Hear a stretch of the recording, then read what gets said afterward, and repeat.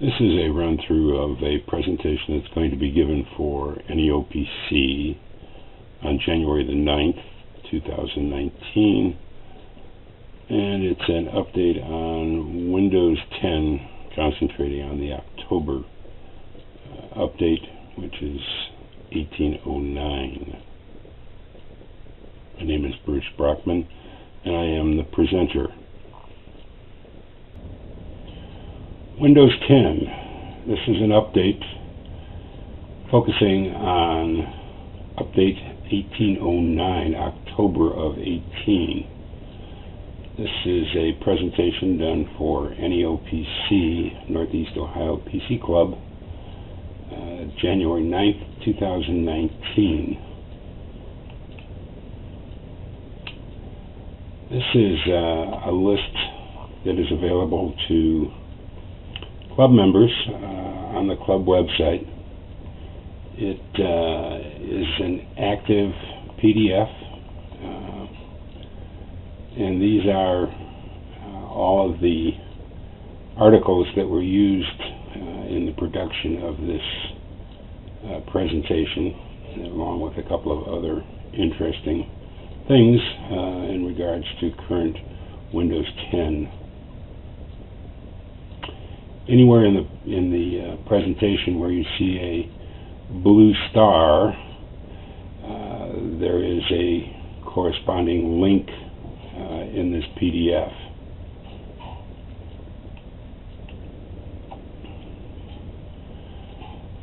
Just when we learned to use something, they change it. And that has been true with every update of Windows 10. Things change.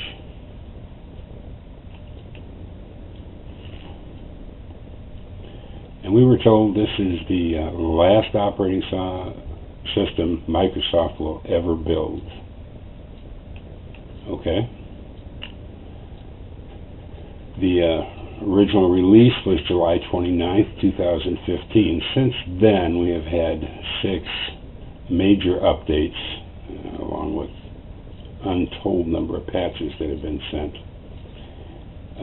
The full Windows XP operating system, fully installed, was 1.5 gigabytes. The 1809 update, which was supposed to be in October, although it's still coming out, if you went and got the EX file to install it, was 5.4 gigabytes. Now, obviously, there was both 32 and 64-bit version in there, but typically installed is larger than the file that you used to install it, as they zip some things, compress some things. It's growing very large. Took a snapshot of my Windows installation when I was making this presentation, making it up. It's a wonder that it all works. Currently on the computer that I'm using to make this video, Windows has 118,425 files and 28,148 folders. That means that there are 152,269,357,056 ones and zeros that must absolutely be individually in the exact place they're supposed to be on your hard drive to make things run, and if they're not, bad things happen.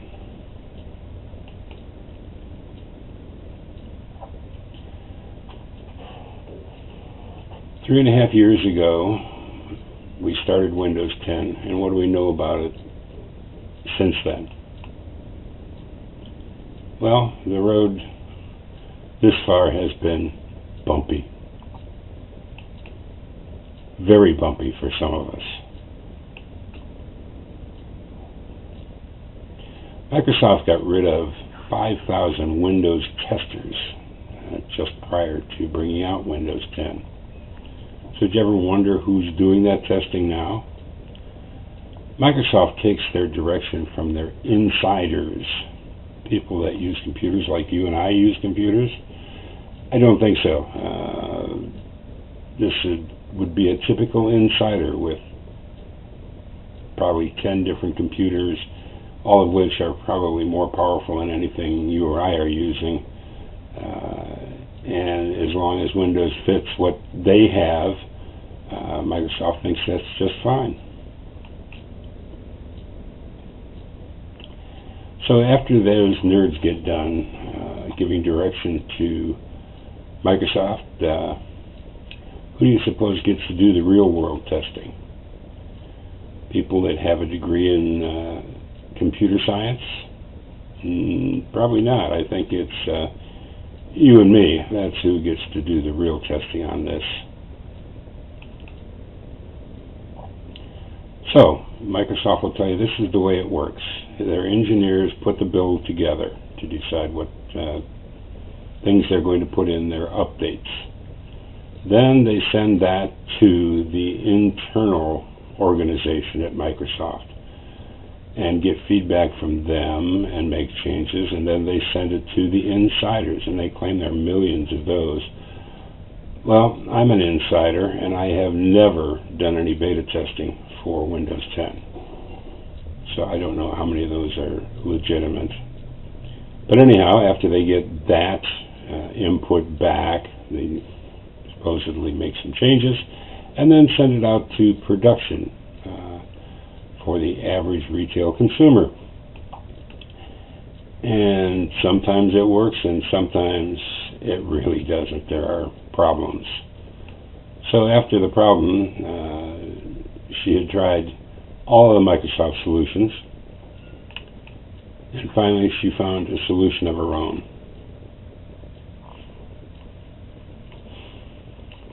If you read some of the reports on problems that people have had, they do worse than that to them, and that's for sure. So, if you have Windows 10 Professional, which is $100 more than Home,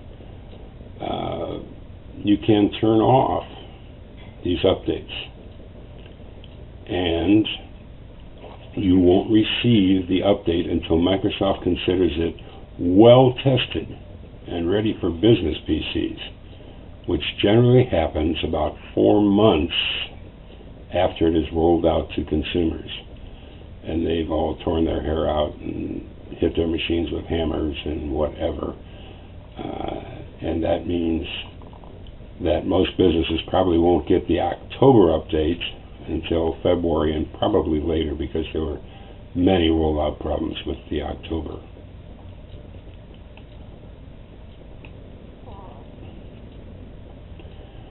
Windows 10 is starting to look more and more like an Apple, and this article goes into 12 things that you're finding now in Windows 10 that are virtual copies of the Apple system. So what's new in Windows 10 with update 1809?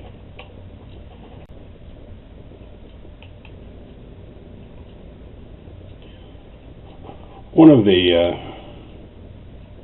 as far as I'm concerned, best things they did with it was made the operating system capable of changing just the text size.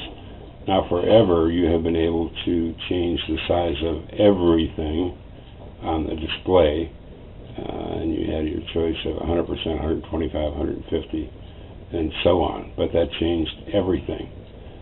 This new slider changes just the text size. Easy to find, easy to do. So it's at Settings, Ease of Access, and it'll be right on that page where you'll find this slider, and you'll be able to make text bigger or smaller with just sliding the slider and applying. You don't have to restart the computer, which you have to do with when you're changing the size of everything.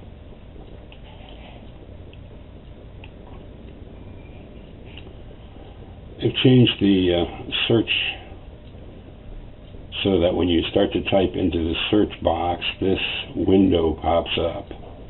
And you can specify whether you're looking for apps, whether you're looking for settings, documents, photos, or just want to search the web for whatever it is you're typing in.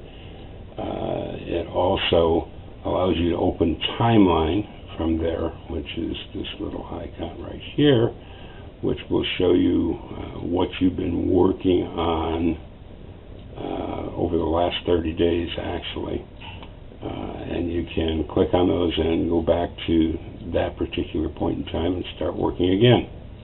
And it also is showing the last several searches that were done. Handy feature.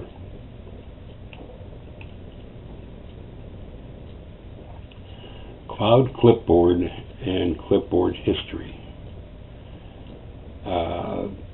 The clipboard is now something that people use quite a bit and have been asking for a history of the clipboard so that they can go back and reuse anything that they have put on the clipboard.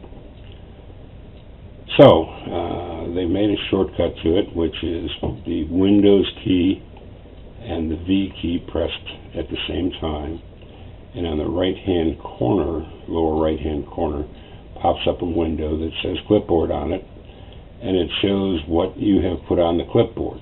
Now those things will stay on there until the machine is shut down, or until you click on clear all, or until you clear individual ones by closing them with the X. And the other feature is you can pin these items. There's a little pin here. You can pin these items on the clipboard, Cloud Clipboard, and they will stay on there even through shutdowns and restarts until you unpin them. So if there's something that you have copied and you know you're going to use it a couple times, and maybe in the future or whatever, you can pin it to the clipboard and you won't have to go back and hunt it down again. It'll be there for you.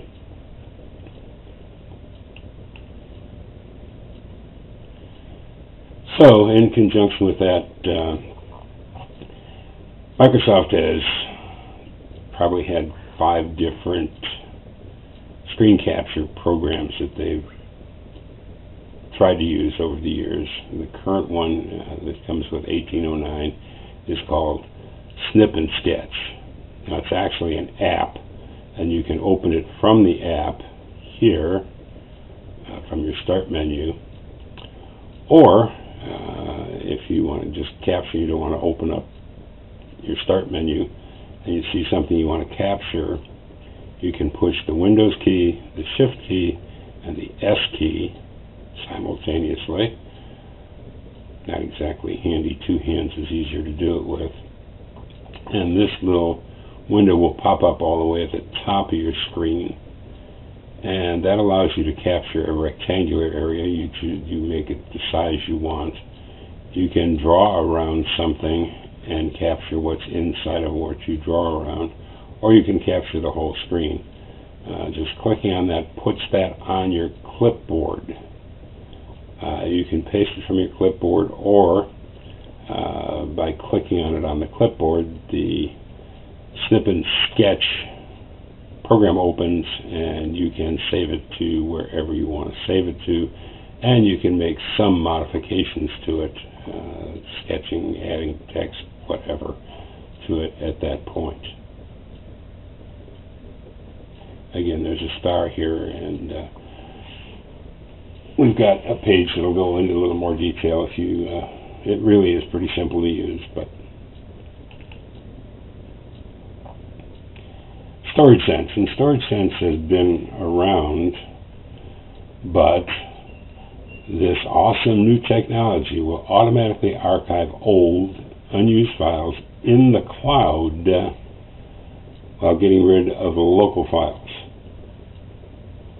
So what they're saying is, if there's an old file that's taking up space on your computer and you need more space, it can be put on the cloud, and you're able to retrieve that. Virtually, you'll keep a ghost copy on your computer, by clicking on the ghost copy. And it's kind of like an IMAP system for files that are in your computer. First thing is you must have OneDrive. In order to have OneDrive, you must have a Microsoft account, and you have to have activated files on demand in order for this whole thing to work. So, to get to Storage Sense, you go to Settings, then to System, and then to Storage, and this comes up and it shows you your local storage on your computer currently, and here's where you turn Storage Sense on and off, which is fine unless you have not activated Files on Demand, which is what puts these things on the cloud. If you don't have this activated, it actually is just going to delete those files. And part of the Storage Sense is you allow Microsoft to make the decision for you, which files to put where. And if it makes the decision just to delete them, you may or may not be able to get them back. So you need to really understand Storage Sense if you're going to use it. And as programs get larger, i.e. the operating system and many other programs, they've become very cavalier with memory because it's so inexpensive these days. And they want you to put everything on the cloud. The Storage Sense makes sense, although your privacy, we've talked about that before. There is no such thing, so things to think about before you activate this. It's a good service. You get too much on the cloud and you're going to need to buy some more space. So that needs some thought. Dark mode for File Explorer. And either you like this or you don't. To get to it, you click on Settings, and you go to Personalization, and then you click on Color. And if you scroll down a little bit, you'll see where there is a light and dark option for File Explorer. So you're used to seeing the light version of it, which looks like this and has forever. There are people that think it is tough on the eyes, and there is a lot of blue light that comes out of this, so I guess there's scientific evidence to that. If you choose the dark option, it looks like this. Whether it's easier for you to read or not is for you to decide. We do know it is better for your eyes.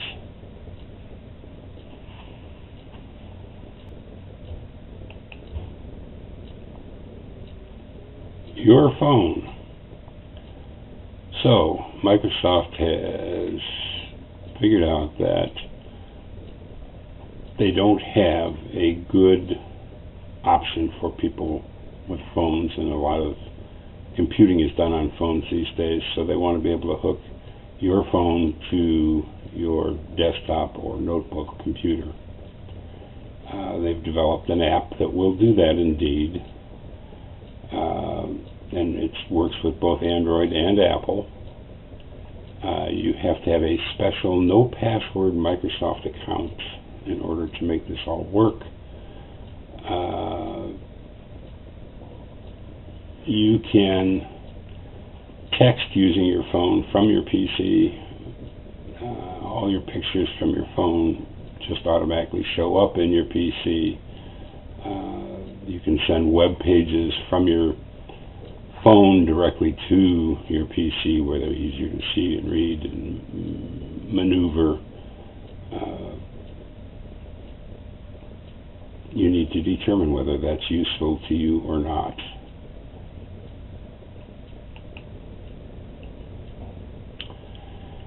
there are many, many, many, many more new features, or so they're called, for Windows 10 based on the 1809 update.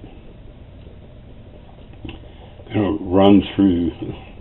I'm not going to even read them or let you even read them. I just want you to see the quantity that is here. These are things that they have changed in Windows 10.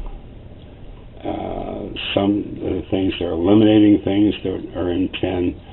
Some are reinstating things that used to be in Windows. It could take you a while to go through this list, and I'm not sure that you need to.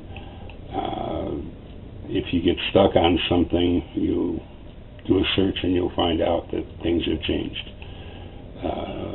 Again, it is lengthy. I'm not sure anybody goes through this list. Well, yeah, there are some nerds that do. But up to you what you want to do with it. Probably what I'm doing with it. Nothing. But as you can see, they made a lot of changes. I think some of these people are just justifying their job. They've actually identified teeny, small, medium, and large, and huge and gigantic files. So they've given them actual numbers, their size, to say whether it's a huge or a gigantic file. Okay.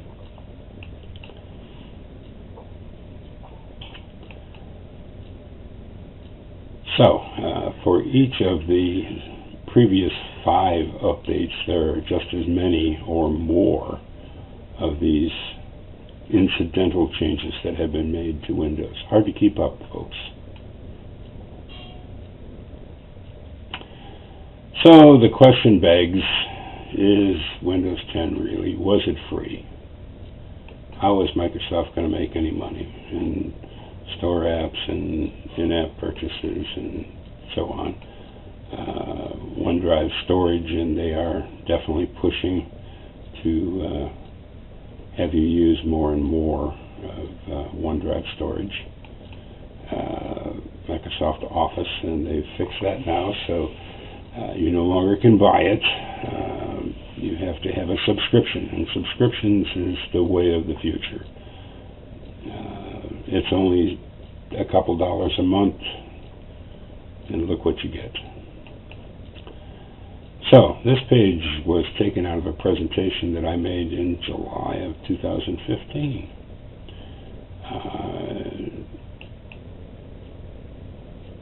And here's some subscriptions. Currently, if you want Microsoft Office, you still can buy it. There's still some copies of Office 2016 was the last year that they actually made it available for sale as a suite. But now you can get it on a subscription basis, on a yearly subscription basis, and in addition to the use of it, you also get a terabyte of OneDrive. And it's only $6.99 a month.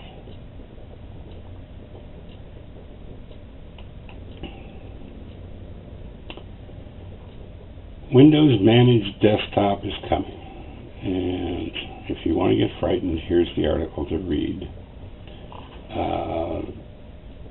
They're actually going to roll this out for businesses, and what it is you're actually getting a subscription to Windows 10 and a computer, so you're just paying a subscription price per month. And Microsoft takes care of everything. They take care of the equipment, the software, the everything. Of course, they determine the software and so on, but that's for sure for businesses. They're saying currently that they don't have any plans to bring that to the retail level. This article begs to differ with that. It's in the wind. So we were concerned about Microsoft making money. When they introduced Windows 10, Microsoft was selling for $46.70 a share. It's had over 100% increased since then, up to, well, a high of almost $120. When I shot this, it was at $97.40. In the same period of time, Apple, who everyone thinks is the epitome, only went up less than 20% in the same period of time that we're talking about, where Microsoft went up over 100%.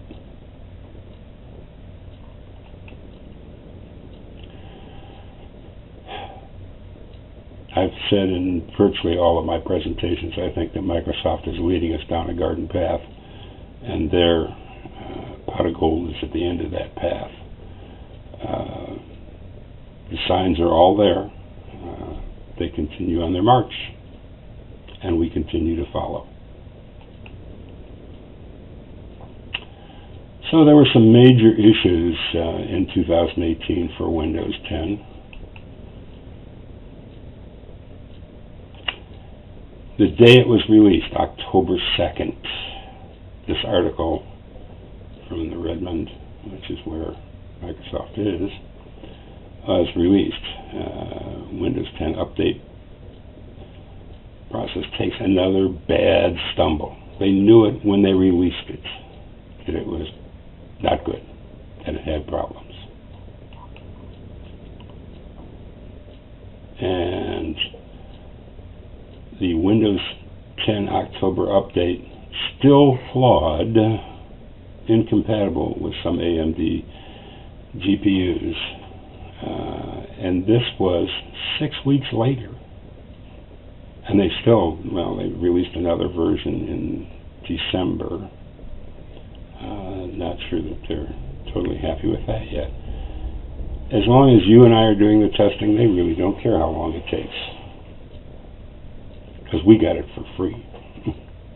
Or something. So, spotted by the Register, Microsoft's activation servers have started accidentally downgrading expensive Windows 10 Pro systems to a cheaper Windows 10 Home PC, then invalidating their licenses. Needless to say, that's a nasty financial hit. The $100 I was saying, and the affected users are furious. Yeah, I can understand the feeling, for sure. They're working on that. I think the last I heard they had fixed it, although they hadn't reinstated a lot of the licenses that had been invalidated. In January of 2018, Windows 10 update turns PCs with AMD hardware into an unbootable state. Major upgrade in April had to be pulled for causing the infamous blue screen of death. And the October update permanently deleted personal files. When it first came out in the first week, there were thousands of computers where the personal files were just deleted and not recoverable. Even the most ardent Windows fans have accused Microsoft of having a software quality problem. You and I have to work harder. That's the solution to that. And Windows 10 is really a service, not just an operating system. And that's where they're planning on managed desktops because it's a service.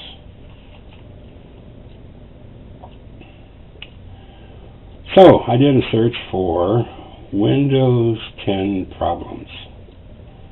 This is the first search I've done that turned up over 1 billion hits. Yay, that's a lot of hits.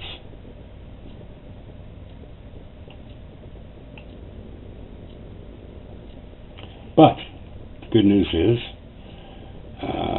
on this web page, 100 common Windows 10 problems and how to solve them. You'd think Microsoft might be a little embarrassed about that, but hey, apparently not.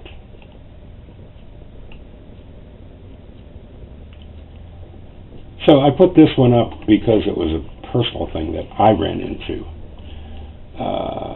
As most of you know, I have a new computer. Got rid of the old one, which was running fine, but it was just old and it seemed to be time to get a new one. It came with a Intel 9462 wireless card in it. And one afternoon I had checked my email, and the next morning I went to check it again, and I had no wireless. And that computer is located where I can't connect it to a landline with a cable. So, I first of all decided with code 10 that I thought it was probably a software error. So I looked up the driver for it, and there was a Microsoft driver installed, and there was an Intel driver available. I put the Intel driver in, and still had no wireless.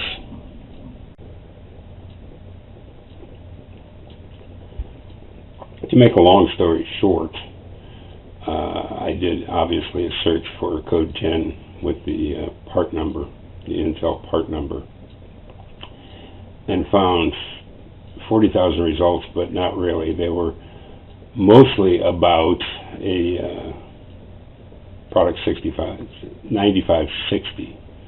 It turns out that 9462 is part of that family. It's a similar piece of hardware. So after reading a variety of these solutions, or at least attempts at solutions, most of them were fairly unsuccessful actually, I ran across one that said you need to get into the computer BIOS and reset it to factory defaults. Well, I'm not thrilled about tampering with the BIOS on computers. You can turn them into a brick fairly quickly that way. But anyhow, I read quite a few different articles about doing it. My computer, because it's so new, looks a little different than a lot of what I was reading about. But I dove in, and 3 layers down into the BIOS, I did find a setting that allowed me to go back to factory. Did that, saved it, rebooted, and lo and behold, I had wireless again.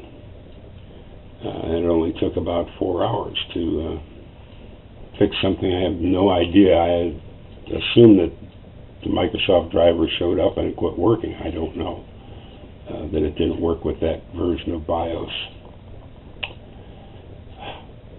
So, that was my little issue. Actually, I've had several issues, but anyhow, that's the last one.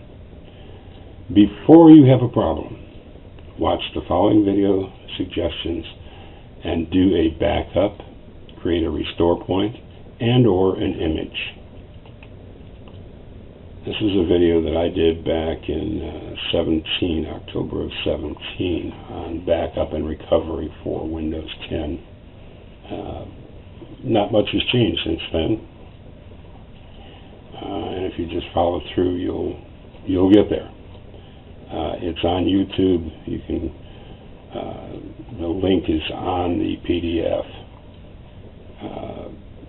It's good information, and if you haven't backed up, you need to, and if you don't understand recovery, and this is broken into 2 parts, you need to look at the recovery section here and learn how to do that. Okay, so you have a problem. Step 1. Shut your computer down, wait 30 seconds, and power it back up.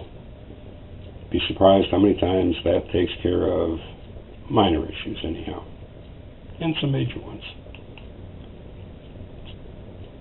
Still not working. Go to Windows 10 Troubleshooter.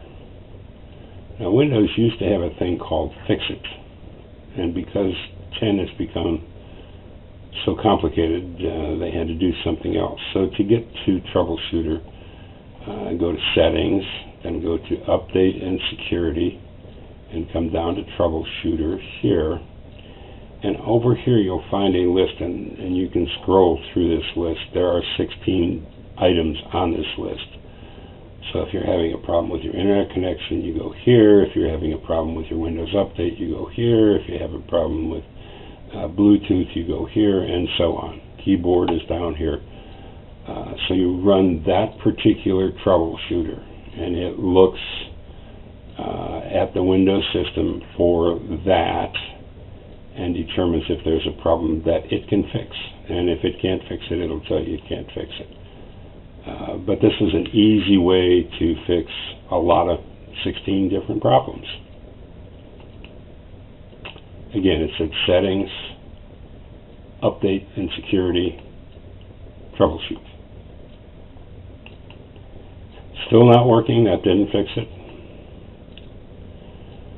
Okay, step 3. Search Google for your specific problem, and the more specific you can be, the better. Certainly part numbers and version numbers and all of that should be included. When you get to a place where you think it's about your problem and there's a solution listed, only implement that solution if you feel comfortable doing it. And if it's getting into the registry or getting into BIOS and you're not comfortable doing it, don't. Get some help. Don't. You don't want to turn your computer into a brick. Step 4. Watch the movie again about the recovery section is what you want to watch here. Go to the control panel, Recovery, and or go to Settings, Update, Security, and Recovery. There's recovery in 2 different places. Microsoft is trying to get rid of control panel slowly, but you still have to use both Settings and control panel. So start with the least painful option first. And believe it or not, the least painful option is the advanced startup. But in order to do this, you have to have made either a USB thumb drive or created a DVD that has some software on it that can help fix problems. If you have that, you can use this option. That's the least painful. Still not working? Well, then we go to the control panel, Recovery, and there you can get to a system restore. And in theory, if this is turned on, and you should go to the control panel and see whether it's turned on. By default, I don't think it is anymore. But you should turn it on, and when Windows does something major to your computer, it will create a restore point. This was a Windows update on 12/20, and it created, and the reason it did is because it was a critical update. I have created these restore points myself as I was tinkering with something in the computer, and if it didn't work, I could go back to the state the computer was in before I did whatever I did. You can create restore points whenever you want. You can determine how much of your computer hard drive space you want to dedicate to that. But what that does is it takes it back to the state it was at that point, which was, it was working then, so that's a good thing. For whatever reason, if that doesn't work, and sometimes it doesn't, you go to the painful one. I've had to do this 3 times on this particular computer. You reinstall Windows, a fresh install of Windows. It does let you keep your personal files if you want them. It does not allow you to keep most of your programs. Big one like Microsoft Office, it wipes it out. So you better have your key available to put it back in. Almost all the programs are gone when you do this. And it's several hours probably to put it back, depending on how complicated your setup really is, how many programs you have, and so on. Like I said, this is the third time on this computer I've had to go through that one. Still not working? Try the club forum. Go to fundamentals and ask a question. We get some questions there, not as many as we would like. We're here to help, and in most cases we can find an answer for you. It's still not working after that.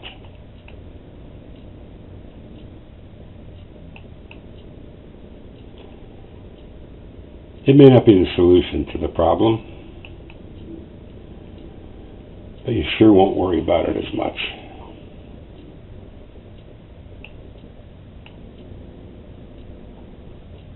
This may be the final solution.